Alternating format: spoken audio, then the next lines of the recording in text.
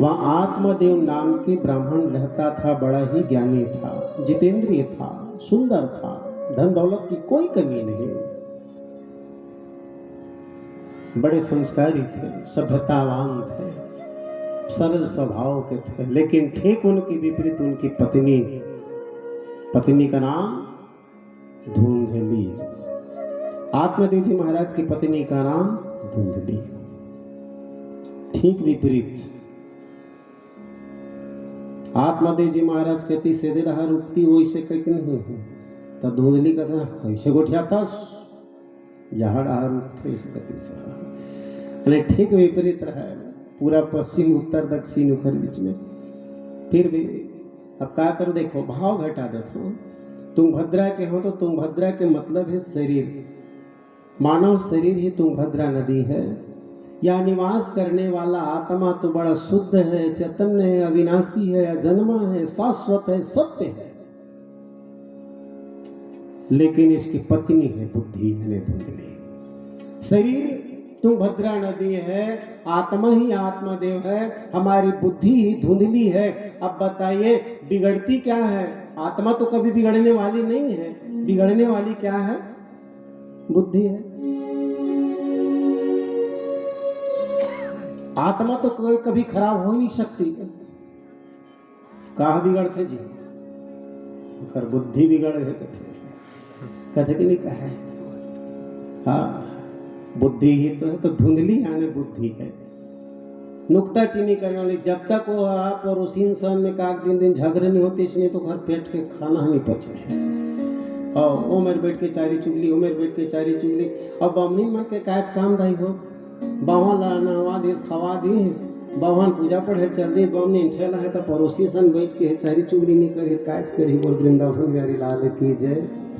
देखो तो दहो तुहार गांव होई तो हम लोग खिसिया जी। आत्मदेव जी महाराज के जीवन में सब कुछ था, परंतु कमी थी तो केवल एक बात, क्या? मेरा कोई पुत्र। आत्मदेव जी महाराज के एक दिन ग्लानि हुआ, देखो मेरे जीवन में सब कुछ है लेकिन मेरा कोई पुत्र नहीं है। जैसे दशरथ जी महाराज को हुआ था। एक बार भूपति मन माही भय ग्लानि मोरे सुतना। जैसे दशरथ जी महाराज को हुआ था कि मेरे जीवन में सब कुछ है लेकिन मेरे जीवन में एक पुत्र नहीं है, पुत्र बिना मेरा जीवन अधूरा है। ऐसी आत्मदेव जी महाराज को एक दिन ग्लानि हुआ। ग्लानि और हानि में अंतर है। क्या अंतर है? हानि मतलब होता है बाहर की कोई चीज टूट जाना, बिछड़ जाना, फूट जाना, सबको दिखाई देता है बेचारा का बड़ा हानि हुआ है, सभी लोग जानते हैं। परंतु ग्लानि जो है अंदर की बात है, अंदर से कोई कमी महसूस हो, अंदर से कोई कमी महसूस हो, कुछ अधूरापन रहे, जिसे सामने वाला व्यक्ति जानता भी नहीं कि सामने वाले को क्या ग्लानि है। ये है ग्लानि। और आत्मदेव जी महाराज को ग्लानि हुआ कि मेरा कोई पुत्र नहीं। एक दिन ऐसा मन हुआ, ऐसा मन के घर में रहने का ही मन नहीं हुआ आत्मदेव जी महाराज का, और घर त्याग कर आत्मदेव जी महाराज निकल गए जंगल की ओर। चलते जा रहे, विचार करने लगा, बोले यार तो मुझे किसी न किसी साधन से मुझे पुत्र चाहिए, अन्यथा मैं आत्महत्या करके मर जाऊंगा, मैं आत्महत्या कर लूंगा। या तो मुझे पुत्र चाहिए वरना मैं आत्महत्या कर लूंगा। ये विचार करते करते करते करते आत्मदेव जी महाराज चले जा रहे हैं। थक गए बेचारा, एक वृक्ष के नीचे बैठकर सोचने लगा।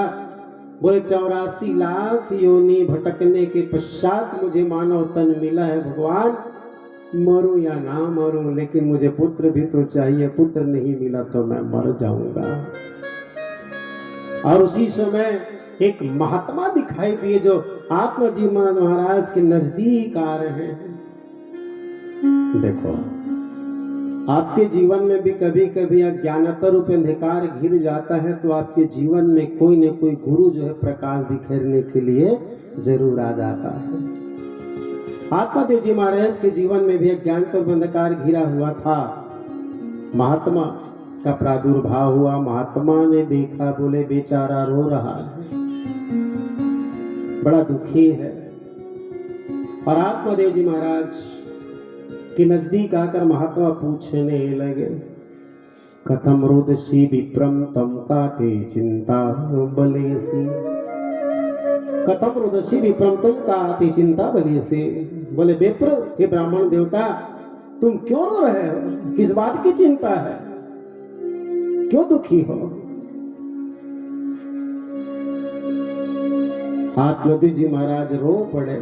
बैठो महाराज बैठो, मैं क्या बताऊं, कहने बड़ा दुखी हूं। वही तो मैं पूछ रहा हूं ना, दुख किस बात की है, तुम्हें व्यक्त करो।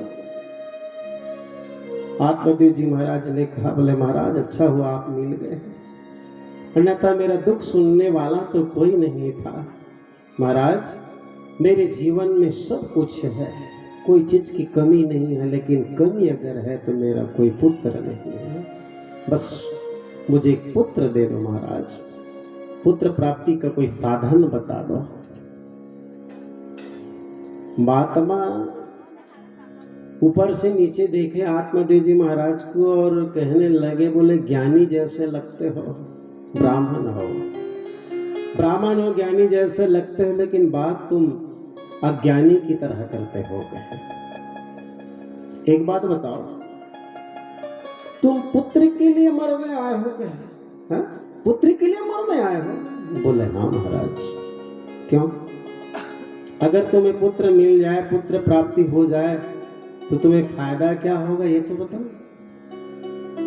आत्मादेव जी महाराज ने कहा, बोले महाराज जिसका पुत्र होता है उस व्यक्ति को मोक्ष मिल जाता है, मुक्ति मिल जाती है। मरने के बाद पुत्र जो है अग्नि संस्कार करता है, अस्थि संचय करके अस्थि विसर्जन करता है, गंगा जी में ले जाकर पिंडदान आदि करता है।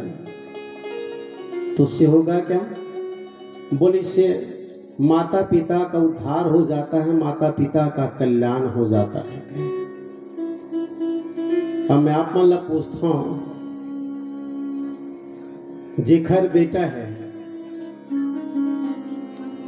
बाप के या माँ के मरे के बाद बेटा अग्नि संस्कार कर ही, हाड़ल ठंडा कर ही, पिंडदान कर ही, तहनो दाई दल मुक्ति मिल जाएगी। अगर ऐसा होतीस तो फिर दुनिया में तो कोई पापीच नहीं रहतीस, वो आदमी अच्छा कर्म करे की जरूरत ही नहीं पड़तीस। अरे ऑलरेडी मोर बेटा हवे, कहते मोर पुत्र हवे, ऑलरेडी मोर पुत्र हवे, मोरू में तान सब क्रिया कर्म करी, ताने तो घर घर मोर मुक्ति है, से कही के ना वो अच्छा कर्म ही नहीं करतीस। देखो दुनिया में कोई किसी का कल्याण करने वाला नहीं है, कोई किसी का उद्धार करने वाला नहीं है, कोई किसी को मुक्ति दिलाने वाले नहीं है, कोई मोक्ष दिलाने वाला नहीं है। स्वयं का उद्धार स्वयं करना पड़ेगा, स्वयं का मोक्ष स्वयं को करना पड़ेगा, स्वयं मुक्ति के मार्ग आपको स्वयं चयन करना पड़ेगा। और पिंड का मतलब क्या होता है?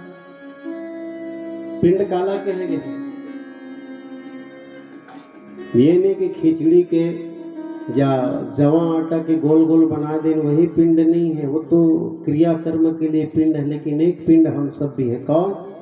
ये शरीर ही तो पिंड है। कहा भी है ना, जो ब्रह्मांडे सोई पिंड कहा जाता है ना। ये शरीर क्या है? शरीर जो है पिंड है। तो महात्मा जो है आत्मादेव जी महाराज को समझाने लगा, बोले पिंड का मतलब जानते हो? पिंड का मतलब होता है शरीर। कोई गारंटी नहीं कि हमारे मरने के बाद हमारा पुत्र हमारा दैहिक कर्म करे या ना करे, हमारा पिंड दान करे या ना करे, इसकी कोई गारंटी नहीं है। तो महात्मा जी आत्मादेव को समझाने लगा,